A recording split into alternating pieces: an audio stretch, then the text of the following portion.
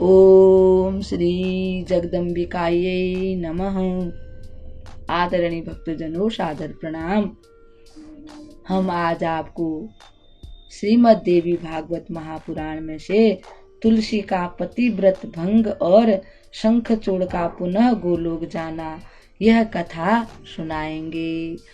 ओम ऐं ह्रीं क्लीं चामुंडायै विच्चे श्री सरस्वत्यै नमः। श्री सद्गुरुदेवाय नमः। श्री गणेशाय नमः। श्री तुलसी देवी की जय। हे भक्तजनों, नारद जी ने भगवान नारायण से पूछा। अब हम श्री नारायण और श्री नारद जी के चरणों में प्रणाम करते हुए कथा को श्रवण करते हैं। प्रभु भगवान श्री हरि ने कौन सा रूप धारण करके तुलसी के साथ हास्य विलास किया? नारद जी ने भगवान से पूछा। वह प्रसंग मुझे बताने की कृपा करें। भगवान नारायण ने नारद जी को बताया। भगवान श्री हरि देवताओं का कार्य साधने के लिए, देवताओं का काम बनाने के लिए हमेशा तैयार रहते थे। उन्होंने वैष्णवी माया फैलाकर शंखचूड़ से कवच ले लिया था। इसके पश्चात शंखचूड़ का ही रूप धारण करके वे तुलसी के घर पहुंच गए। तुलसी ने पति को युद्ध क्षेत्र से आया समझकर उत्सव मनाया और हृदय से अपने पति उनको जानकर उनका स्वागत किया, क्योंकि पहले तो तुलसी भगवान नारायण की ही पत्नी थी। उस समय उन्होंने सुचारू रूप से हास विलास किया। पूर्व समागम के अवसर पर साध्वी तुलसी जितना आकर्षित थी, हास विलास के अनंतर वह स्थिति नहीं रही। अतः तुलसी ने ठीक प्रकार से तर्क करके पूछा, महादेव महोदय, बताओ तुम कौन हो? तुलसी कुछ शंका करने लगी। वो सोचने लगी कहीं मेरे साथ कोई छल तो नहीं हो रहा है। तब उसने पूछ ही लिया कि आप कौन हो, बताओ। तुमने छल से मेरा सतीत्व नष्ट कर दिया। मैं अब सती नहीं रही। इस कारण मैं तुम्हें श्राप दे रही हूँ। श्राप के भय से भगवान श्री हरि ने शंखचूड़ का वेश त्याग कर अपने असली रूप में प्रकट हो गए। श्री हरि को देखकर कामिनी तुलसी मूर्छित हो गई। फिर चेतना प्राप्त होने पर बोली कि नाथ, आपका हृदय पाषाण से भी कठोर है। इसी कारण आप इतने निष्ठुर बन गए हो। आज आपने छल पूर्वक मेरे शरीर का धर्म नष्ट करके इस शरीर के स्वामी को मार डाला।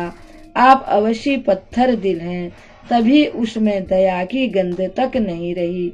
बिना अपराध के ही आपका भक्त मारा गया।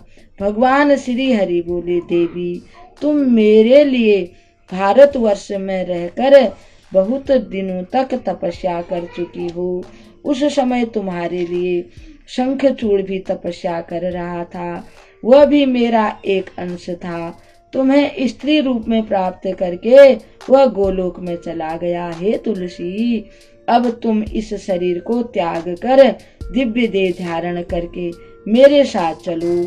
तुम्हारा यह शरीर गंडकी नदी के रूप में प्रसिद्ध होगा।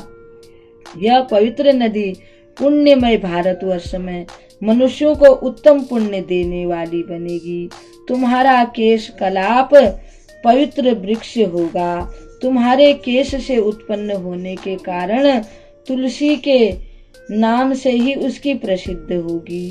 देवताओं की पूजा में आने वाले त्रिलोकी के जितने पत्र और पुष्प हैं, उन सब में वह प्रधान मानी जाएगी। तुलसी के गिरे हुए पत्तों को प्राप्त करने के लिए उसी के नीचे सब देवता उपस्थित रहेंगे तथा मैं भी उपस्थित रहूंगा। मैं तुम्हारे श्राप को सत्य करने के लिए भारतवर्ष में पाषाण बनूंगा, यानी शिला रूप में होऊंगा शालिग्राम। तभी से बन गए भगवान शालिग्राम। गंडक नदी के तट पर मेरा वास होगा। जहाँ शालिग्राम की शिला होती है वहाँ पर भगवान श्री हरि का वास होता है एवं वहाँ पर संपूर्ण तीर्थों के साथ भगवती लक्ष्मी का भी वास होता है।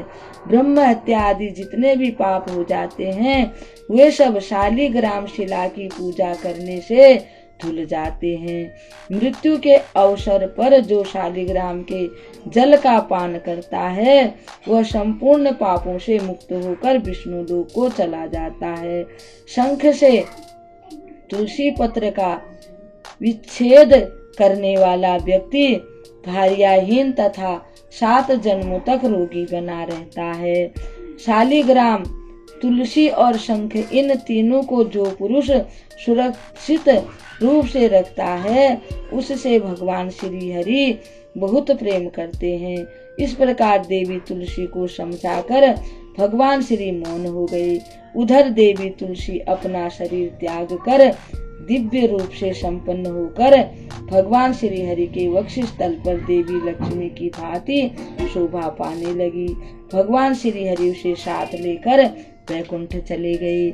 इस प्रकार लक्ष्मी, सरस्वती, गंगा और तुलसी ये 4 देवियां भगवान श्री हरि की पत्नियां हैं। उसी समय तुरंत तुलसी की देह से गंडकी नदी उत्पन्न हुई और स्वयं भगवान श्री हरि नदी के तट पर मनुष्यों के हित के लिए शालिग्राम बन गए। अब भक्तजनों, तुलसी कैसे उत्पन्न हुई, भगवान शालिग्राम की पूजा क्यों की जाती है, यह सब कथा हमने आपको सुनाई।